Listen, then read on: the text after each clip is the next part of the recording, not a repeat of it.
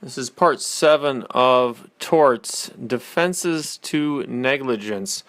You have comparative fault / negligence. So majority of jurisdictions, so comparative fault, comparative negligence, majority of jurisdiction. So last clear chance doctrine does not apply in comparative fault jurisdictions, comparative negligence jurisdictions, will not reduce recovery for intentional torts. It supersedes all affirmative defenses except for assumption of risk. Pure comparative fault, not a complete bar to recovery. Plaintiff's recovery is calculated by the trier of fact, the judge and or jury in a bench trial. Then recovery is reduced by a portion the plaintiff's fault and or negligence bears on the total harm.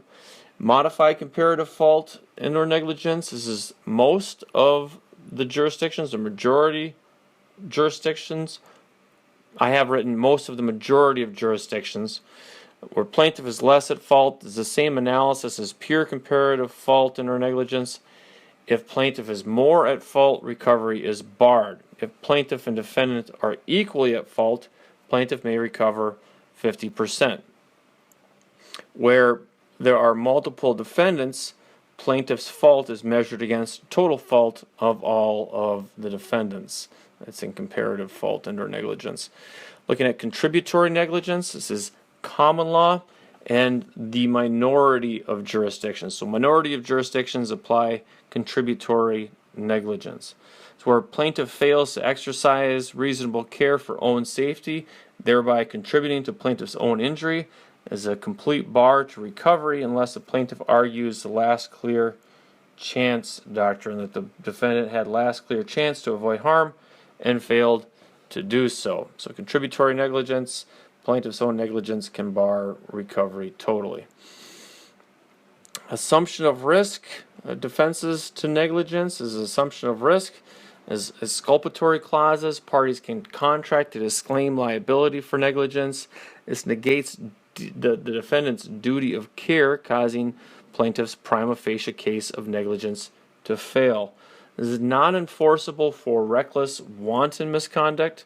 So exculpatory clauses are not enforceable for reckless and or wanton misconduct or gross negligence. There is a gross disparity in, or where there is a gross disparity in bargaining power. Exculpatory clauses and assumption of risk not allowed for common carriers, innkeepers, and employers. Defenses to negligence, unreasonably proceeding in the face of a known specific risk. This is where plaintiff voluntarily encountering a known specific risk. Encountering must be unreasonable. This is a total bar to recovery.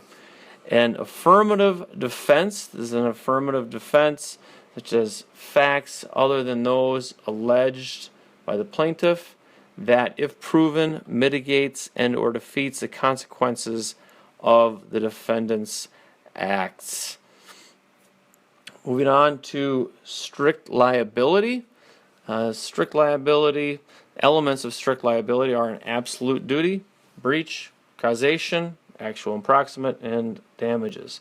The only situations in which strict liability can be imposed, which is liability without fault, are dangerous activities, animals, and defective and or dangerous products. If the answer does not have any of these, or the fact pattern does not have any of these, then strict liability is the wrong answer. Looking at dangerous activities, the basic rule: strict liability for damages caused by the activity regardless of precautions taken to prevent the harm. Now, the activity must be abnormally dangerous, which creates a foreseeable and highly significant risk of harm, even when reasonable care is exercised and the activity is not commonly engaged in. Now, in regards to dangerous activities, courts often consider the gravity of the harm, inappropriateness of the place, and the limited value of the activity to the community. Looking at scope of risk in regards to dangerous activities, liability exists only if harm that occurs results from the risk that made the activity abnormally dangerous. In regards to airplanes, apply negligence, not strict liability. At strict liability and animals, specifically wild animals. Wild animal is a species or class not by custom devoted to the service of humankind in the place where it is being kept, such as an elephant in a circus is still categorized as wild.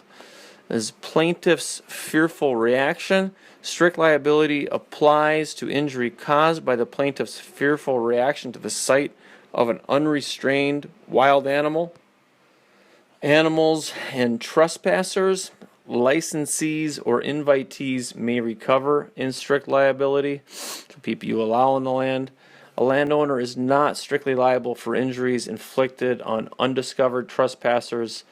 You may be for a vicious watchdog, however.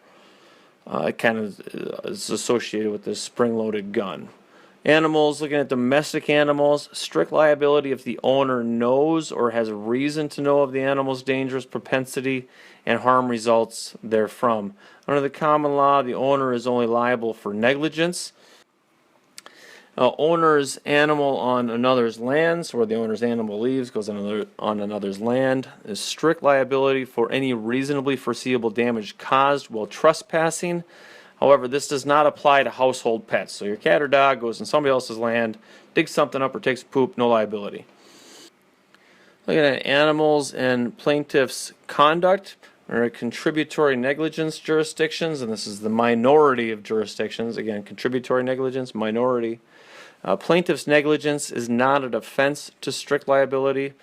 Under comparative fault jurisdictions, which is the majority of jurisdictions, plaintiff's negligence does not reduce recovery under strict liability.